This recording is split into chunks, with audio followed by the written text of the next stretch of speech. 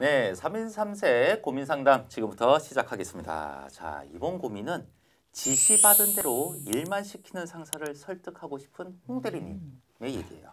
홍 대리님? 네, 반갑습니다. 근데 뭐냐면 이 상사분께서 본인의 의견을 피력하지 않습니다.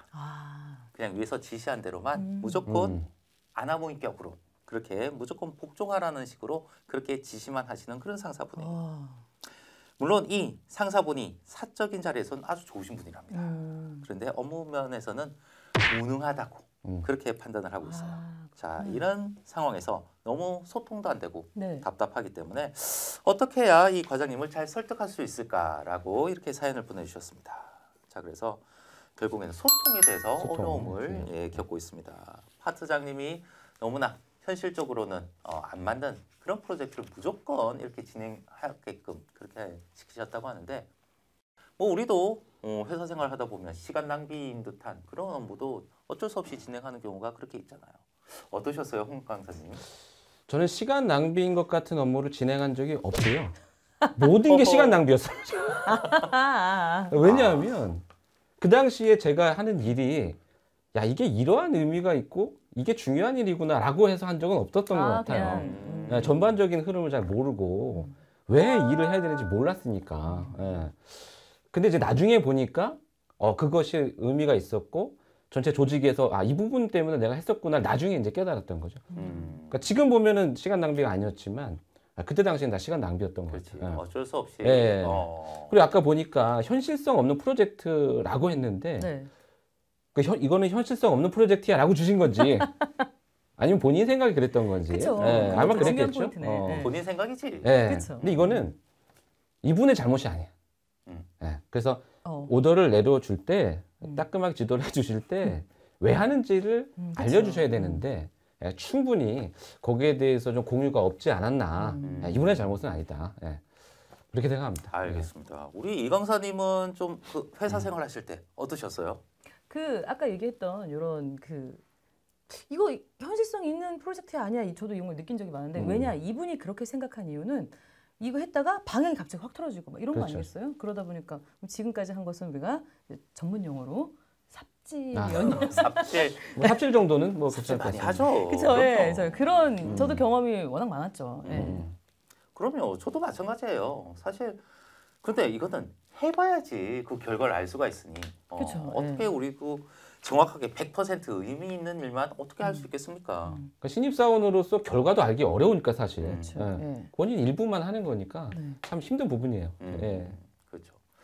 그런데 결국에는 소통이에요. 그렇죠. 그래서 이거가 충분히 공감을 하면서 그렇게 업무가 진행이 되면 괜찮을 텐데 소통이 되지 않고 일방적으로 그냥 해. 그렇죠, 까라면 까. 이런 거가 좀 어렵더라.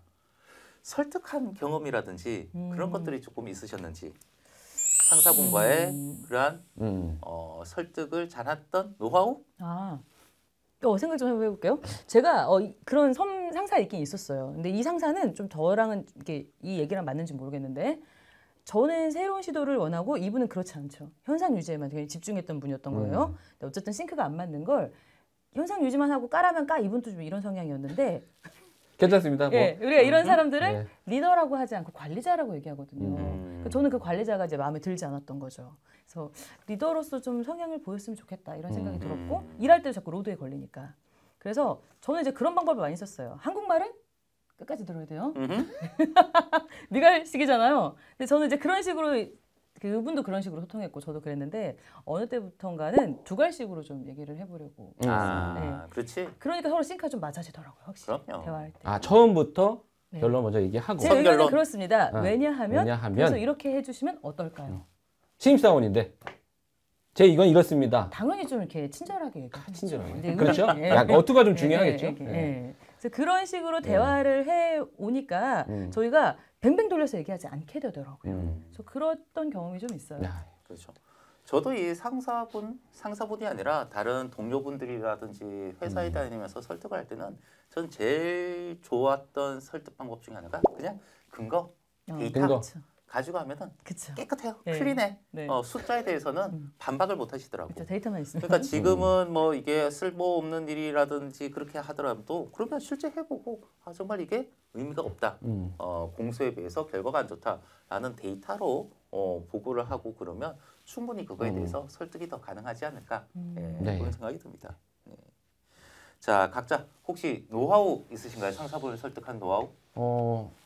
상사분에게 얘기하는 것조차 사실 쉽지 않거든요. 그쵸. 그러니까 저도 예전 생각을 해보면 그 결제를 받으러 들어갈 때 말을 끝까지 해본 적이 없어요.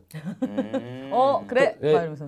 저 과장님 이거 좀 사인해 주시겠습니까? 이렇게 해본 적이 없는. 저 이것 좀 사인 알았어, 갖고 와. 좀 여기까지. 네. 알았어 갖고 와. 그러니까 이런 상태에서 설득까지 한다는 게 사실 힘들죠. 그런데 한 가지 좀 도움이 될 만한 게 있다면 태도가 정말 중요한 것 같아요. 태도. 그러니까 이렇게 해주십시오가 아니라 저는 이런 고민이 있습니다. 그렇죠. 네. 아우 과장님 저 이것 때문에 좀 힘든데 어떻게 하면 좋을까요?라고 해서 그러니까 상사분이나 선배님이 이렇게 스스로 얘기할 수 있게 아 내가 지금 도움을 주고 있구나 느낄 수 있게 저 자세로 맞아. 이렇게 얘기하는 게 좀 도움이 되지 않을까. 그래서 내가 하고 싶은 뜻도 전하면서 상대방도 좀 높여주는. 네. 그렇게 했을 것 같아요. 제가 돌아가면. 예. 네.